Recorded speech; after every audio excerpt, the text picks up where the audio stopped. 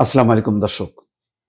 এবারের যুদ্ধে ইসরায়েলের সবচেয়ে বড় আতঙ্ক ইরানের ছোড়া ক্ষেপণাস্ত্র। এই কারণে দেখবেন যে তারা সংবাদ মাধ্যমে বলছে যে ইরানের আকাশ তারা নিয়ন্ত্রণে নিয়েছে এবং তাদের যে ক্ষেপণাস্ত্র, ব্যালিস্টিক ক্ষেপণাস্ত্র, সেই ক্ষেপণাস্ত্রের 1/3 তারা ধ্বংস করেছে।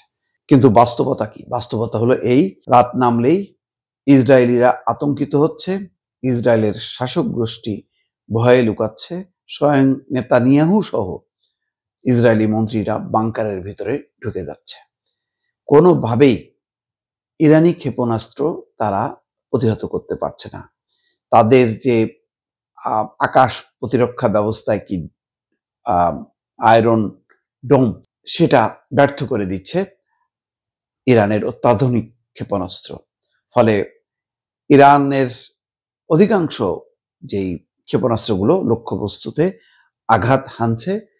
প্রতিবেশী দেশ জর্ডান, লেবানন থেকে এই দৃশ্য তারা উপভোগ করছে এবং করতালি দিয়ে স্বাগত জানাচ্ছে ইরানের ছোড়া এই ক্ষেপণাস্ত্রগুলোর প্রতি।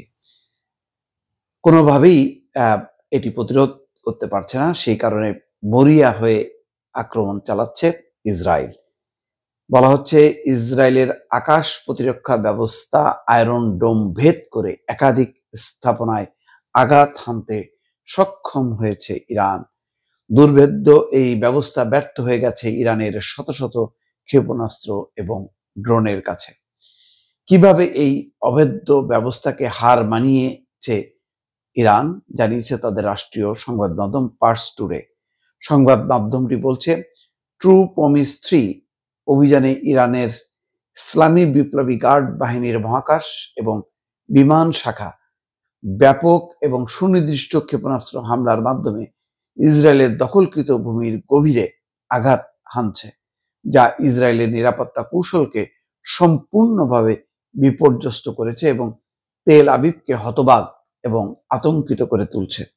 পার্স টুডের প্রতিবেদনে বলা হচ্ছে, ইসলামী বিপ্লবী গার্ড বাহিনীর মহাকাশ এবং বিমান শাখা শনিবার রাতের অভিযানে নতুন পর্যায়ে শুরু করবে, যার কোড নাম ছিল ইয়া আলী ইবনে আবি তালিব।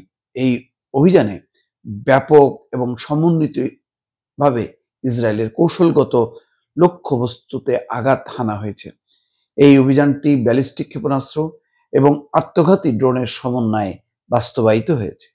ফার্স নিউজ এজেন্সিকে দেওয়া এক সূত্রের তথ্য অনুযায়ী এই অভিযানে ইমাদ এবং গাদর ও খাইবার শেকান ব্যালিস্টিক ক্ষেপণাস্ত্র ব্যবহার করা হয়, যার লক্ষ্য ছিল হাইফা, তেল আবিব এবং ইসরায়েলের উত্তরাঞ্চল।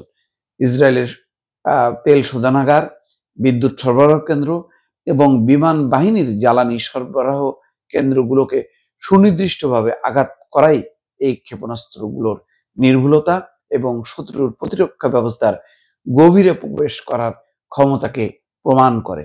ইসরায়েলি মিডিয়ার খবর অনুযায়ী অন্তত 20 জন ইসরায়েলি এই অভিযানে নিহত হয়েছে, আহত হয়েছেন আরো অনেকে।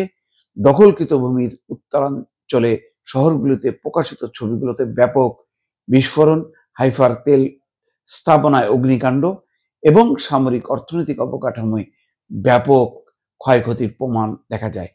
কোনোভাবেই ইসরায়েল রহস্য ভেদ করতে পারছে না যে কিভাবে তাদের একেবারে তেল আবিবের সুরক্ষিত যে আয়রন ডোম ব্যবস্থা, সেই ব্যবস্থাকে ভেদ করে একের পর এক ক্ষেপণাস্ত্র হামলা চলছে। এই কারণে ইসরায়েল মরিয়া হয়ে এখন দিনের বেলাতেও ইরানের বিভিন্ন স্থানে হামলা চালাচ্ছে, আর রাত নামলেই অন্ধকার হওয়ার সাথে সাথেই ইসরায়েলের উপর ভর করে গভীর আতঙ্ক। দর্শক ভালো থাকবেন, আল্লাহ হাফেজ।